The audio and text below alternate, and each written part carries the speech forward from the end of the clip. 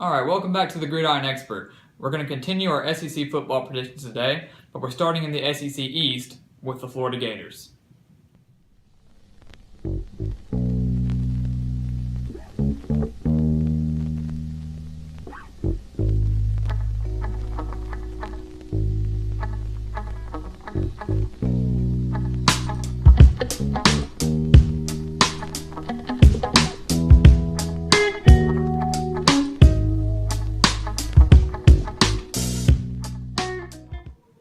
Jim McElwain is going into his third year at Florida. In his first 2 years, he led the Gators to back-to-back SEC championships, but lost both to Alabama. This year, they are more than likely the favorite to make it to their third straight SEC championship due to a very favorable schedule.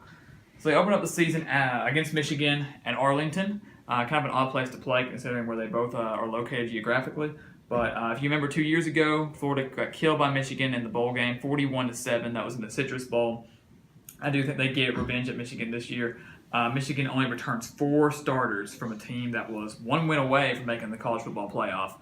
But I do think Florida gets the win against Michigan there. Northern Colorado, obviously an easy win at home in the Swamp. Tennessee right after that, SEC opener. Last year the streak ended for Florida. I think it was like 13 straight, something like that. And Tennessee ended up breaking it, but that was at Neyland Stadium. Florida gets them back at the Swamp this year, and I do think they get revenge. Tennessee will not be as good as they were or were expected to be last year. I think they were overrated the entire year, and that showed towards the end of last season. Florida does get the win over Tennessee this season. So at Kentucky, bear with me. I am predicting a loss for Florida at Kentucky. This is why.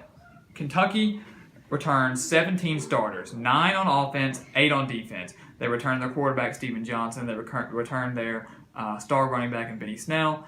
I think this is going to be a team that could potentially threaten a bunch of the SEC East teams. I don't think they're going to win the division. Kentucky will not win the SEC East, but they are bound to pull off a few upsets. 17 returning starters at home. They haven't beaten Florida in, 30 years, something like that. It's been a long time. They've come close, but they haven't done it.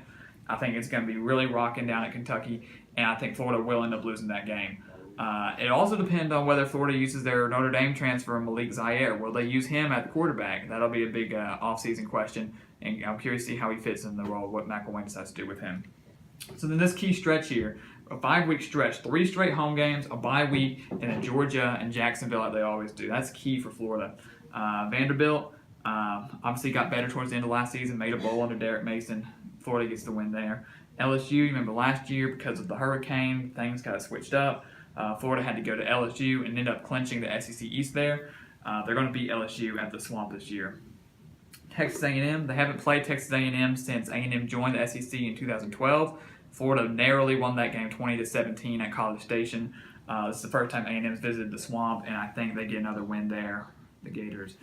Bye week, much needed bye week going into that Georgia game in Jacksonville, which could potentially determine who wins the SEC East. Florida will already have 1 conference loss, and depending on how Georgia does, this could really settle the whole thing.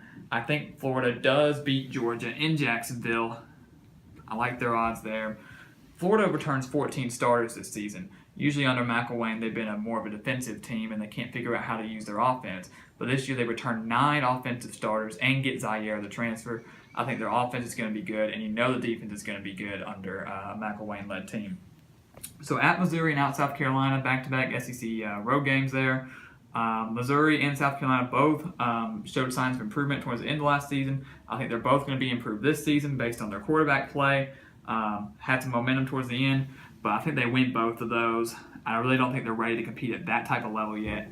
UAB returns to football after they kind of stopped their football program for a couple of years. Now they're back, but Florida will obviously get the win there at home. And then Florida State, huge rivalry. It really doesn't matter at this point because they beat Georgia. They have clinched the SEC East. They will return to a third straight SEC championship, but I do have them losing to Florida State. I just don't think they're going to have a good enough defense to stop DeAndre Francois, and then their potential college football playoff contenders, Florida State is, which leaves Florida with a very good 10-2 record.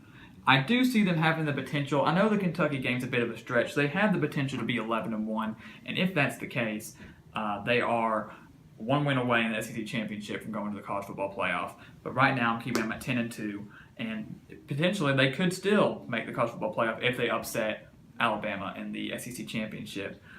Thank you for watching. Please continue to comment, subscribe, and leave likes. And we'll see you next time on the Gridiron Expert.